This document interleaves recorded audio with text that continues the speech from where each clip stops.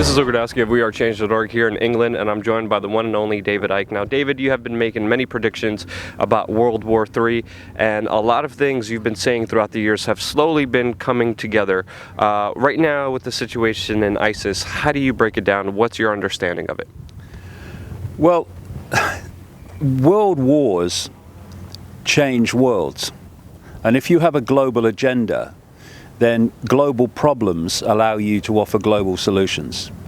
And if you look how the world was transformed by the First World War and the Second World War, the world was a completely different place after both of those wars. And the idea all along has been to have a Third World War to complete the transformation into a global state with a world government and a world army dictating to the global population. And there was a letter, a controversial letter, because people dismiss it, but with the passage of events, it becomes more and more credible. And it was a letter written by a man called Albert Pike, who was a massive, massive Freemason in the United States in the 19th century. And it was to another Illuminati infamous character called Mazzini, Giuseppe Mazzini. And it detailed 3 world wars that would transform global society. And the first one described it in the terms that happened. The second one it described in terms that it happened. But, you know, you can say, well, it came to light later, so, you know, maybe they just put that in and faked the accuracy of the first 2 wars.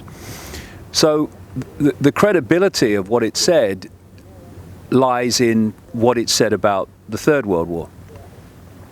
And it talked about creating a conflict between the Muslim world and what it called political Zionism.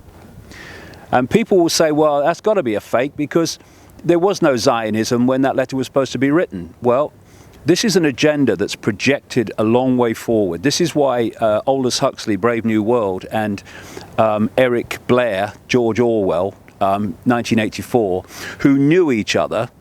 Huxley taught George Orwell French at Eton College, where the royals go, and they knew each other and they became friends. And from the same sources, not least the Fabian Society in Britain, they understood the projected agenda. And we're talking there in 1932 that Huxley's book was published, 1948 that Orwell's book was published, and they are describing the society that's unfolding today at that time. And there are many, many other examples of people predicting the future who were insiders who have turned out to be incredibly accurate. So the idea that Albert Pike would know that this Zionist movement was coming and the establishment of Israel was coming is very credible when you look at the background evidence. And of course, Zionism was established not that long after this letter was supposed to be written. And so he was talking about the Muslim world being brought into a war with the political Zionism, what today we call Israel, and that this would, you know, in my terms, create a vortex that would draw in the world, in our terms, America, the European Union, NATO, into this war. And what you have now is a situation that this ISIS group has come out of nowhere, in effect, incredibly well armed, incredibly funded. I mean, I've seen figures like $2 billion at its disposal. And it's walking into towns in Iraq and taking them over. It's established itself at the key border crossings into Syria and into Jordan. And it's all happened really fast. And what the potential of this clearly is to do what Pike was talking about. Because I've said in my books for years that the plan was to create a massive divide and rule conflict between the Shia Muslims and the Sunni Muslims. I mean, I know it's hard to believe for anyone frickin' sane, but this argument over, this ancient argument over who should, be the natural successor the rightful successor to Muhammad and all that stuff, has created this enormous schism. And schisms are there to be manipulated and exploited by these people. So what you have, therefore, is this ISIS that suddenly appeared with its grotesque violence that is representing Sunni Muslims. And then you have the regime currently in Iraq that is representing, in effect, Shia Muslims. And you have, just across the border, the center of the Shia Muslim world, and that's Iran. Iran, 89%, I think it is, of Iranian Muslims are Shia. Now, in the last little while, there's been this, apparently on the face of it, this strange change of direction by America in terms of Iran. They've spent all these years with Israel saying, well, we must take out their nuclear facilities and these sanctions against them and all, they're terrible. And now, if you remember, in the last week or so, they've even been talking about maybe they ought to get into discussions with Iran and come to some agreement on how they deal with this ISIS situation.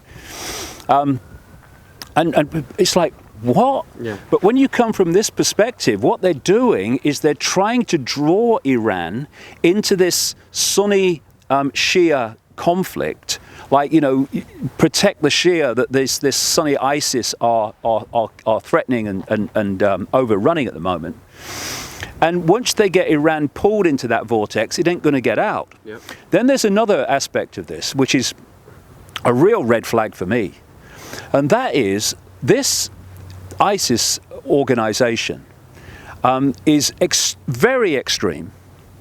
And its very name, when you break down the wording, is describing its ambitions. And that's to take over Iraq, to take over Syria, and to take over what they call the Levant. And what does the Levant include? Israel. So here you have this extreme Muslim group, or actually army, actually saying in its own name that our intention is to take over the Levant, to take over Israel. And you'd think at any other time, even with a lesser situation, Netanyahu would be surrounded by microphones and he'd be saying, we must be protected, Israel is in danger. Instead, he's come out and said, oh, no problem, you leave them to it. America, no, don't intervene, leave them to it, let them basically weaken each other. And then you've got the United States, their reaction. It sums up the ludicrous nature of it, that John Kerry has gone to Iraq and he said, well, we don't know about bloody airstrikes because, we might kill civilians. Well, that's never stopped you in the past, mate, has it? Or any of your predecessors. And what it seems to me as I'm reading this is that they're all standing off to let this ISIS get a big foothold in that region. And then if it moves to the point where it starts to threaten Israel, then the button will be pressed. Then the Americans and NATO will come in because they're committed to protecting Israel's security. And then you'll start to see why that sliver of land called Israel, with less than 8 million people, has one of the best equipped armies in the world and a nuclear arsenal. Yeah. Because what Pike was talking about was drawing all these different disparate groups in and creating this vortex of mutual self-destruction, which would change the war that would change the world, taking on from the previous world wars that changed the world, and then at that point their global fascist society would be brought in. No doubt justified by, we need a world government and we need a world army to stop this ever happening again, even though we who are saying that actually created it. And then you've got what I've been saying now way back in the 1990s. The idea is for this Third World War to involve Russia and China against the West. Yeah. Oceania versus Eurasia. Yeah. Yeah, the 1984 kind of scenario. And what you have now is the demonization of Russia. Have you noticed that? How suddenly we got the demonization of Russia? And what's opening up in the Ukraine, while all this is starting to go on in the Middle East, is another front against Russia.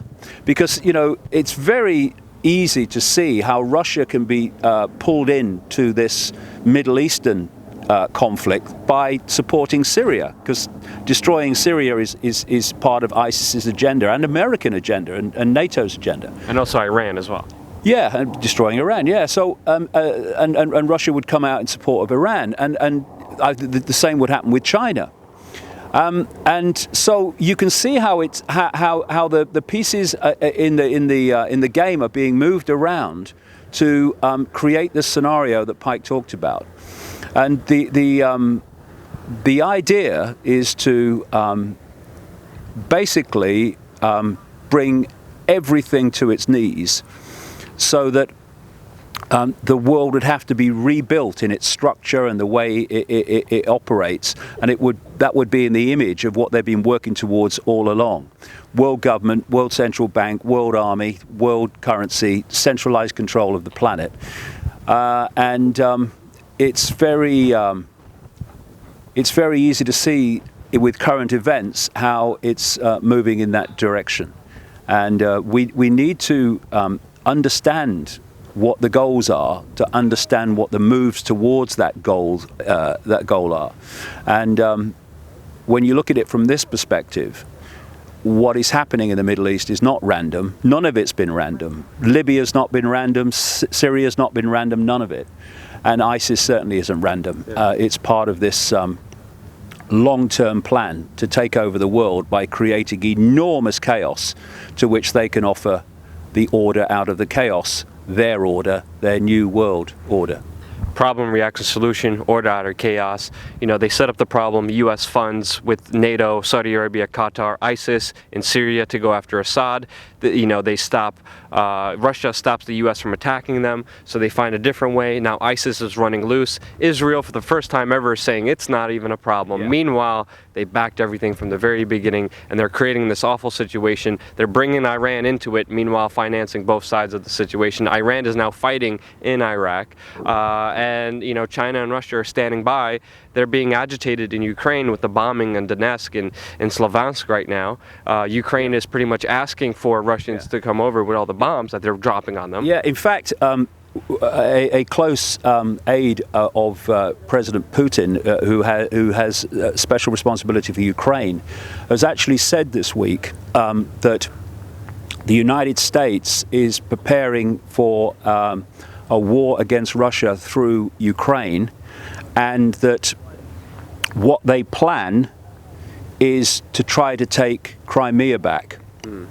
Now, you can have the odd bit of terrorism and bad things happen in Ukraine to Russian supporting people, and Putin can stay back and hold his fire because he knows what they're trying to manipulate him into.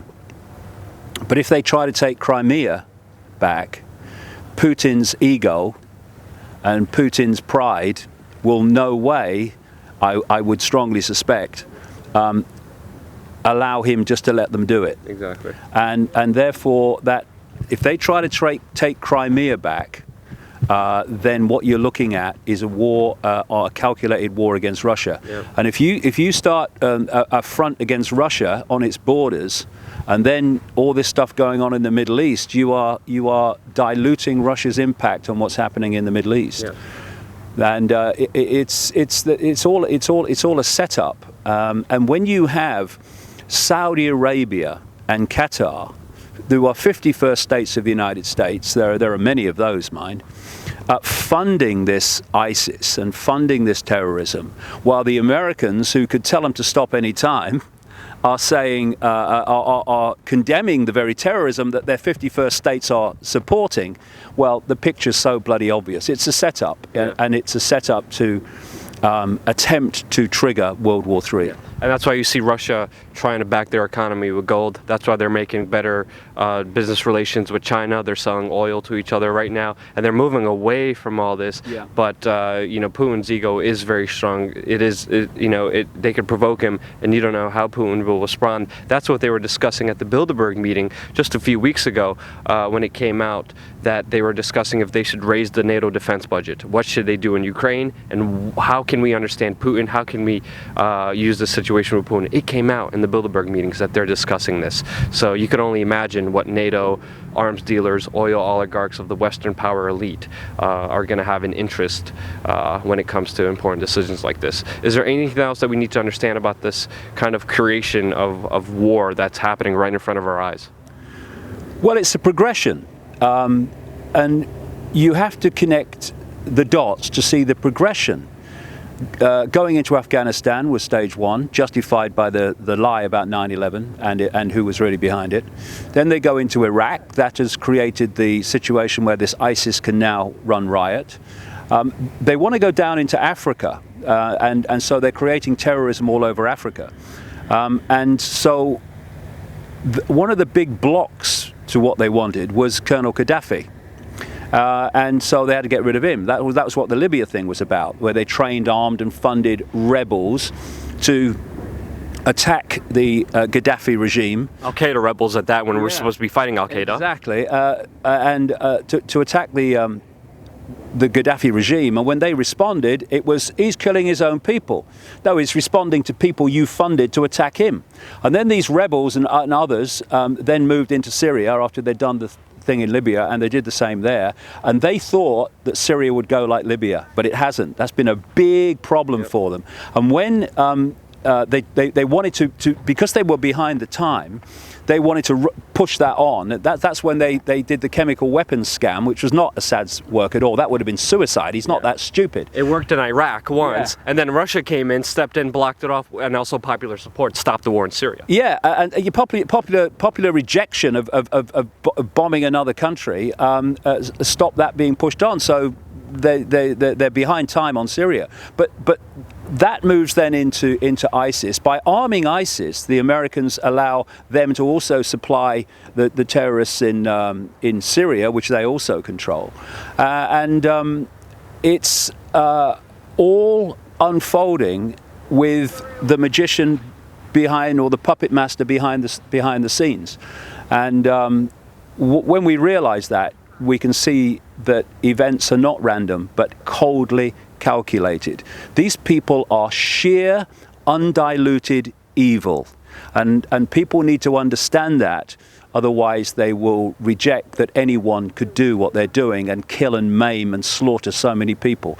They can do it because they have no heart, they have no empathy, they have no emotional compassion, and thus mayhem is their currency, and they have no emotional consequence. They are not like us, so don't judge what they'll do by what you would do, because it ain't the same thing.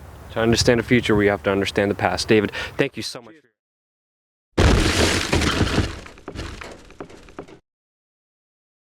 A drone, an unmanned drone flew over here. It's training, it's urban warfare. Identify yourself, fully loaded assault rifles. Go across the street, sir. I understand legally, constitutionally, I do not have to go. Let me call a photo. Yeah. This is a public sidewalk. I can film my rights like the back of my hand, and there's nothing in the penal code that says that you can't film on a public sidewalk. That's not the only law. All right, listen.